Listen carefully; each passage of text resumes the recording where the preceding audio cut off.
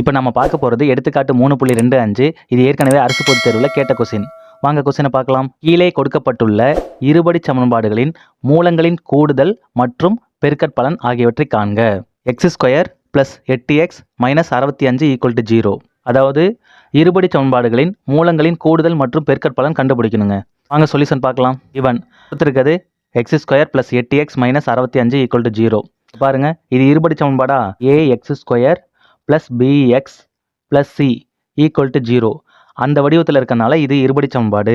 கொடுத்துருக்க இருபடி சமன்பாட்டோட மூலங்கள் என்னன்னா ஆல்ஃபா மற்றும் பீட்டா அப்படின்னு நம்மளா வச்சுக்கிறோம். இருபடி சமன்பாட்டில் இருந்து a என்ன? a = பாருங்க, a இருக்க இடத்துல 1 இருக்கு, b இருக்க இடத்துல 8 இருக்கு, c இருக்க இடத்துல -65 இருக்கு. கொடுத்துருக்கிறதுலேருந்து ஏபிசி நம்ம கண்டுபிடிச்சிட்டோம். இப்போ மூலங்களின் கூடுதல், மூலங்கள்னா பாருங்க, ஆல்ஃபா மற்றும் பீட்டாங்க தானே மூலங்கள் சொல்கிறாங்க. அப்போ கூடுதல்னா ஆல்ஃபா + பீட்டா = -b/a. ஃபார்முலாவில் இருக்க மைனஸ் அப்படியே போட்டாச்சு. b என்ன? 8, a என்ன? 1. அப்போ கூடுதல் என்ன? Alpha + beta = -8. அடுத்தது பெருக்கற்பலன். பெருக்கற்பலன்னா ஆல்ஃபாவையும் பீட்டாவையும் பெருக்கி எழுதணும். Alpha beta = c/a. c எத்தனைங்க? -65. a எத்தனை? 1. பெருக்கற்பலன் ஆல்ஃபா பீட்டா = -65.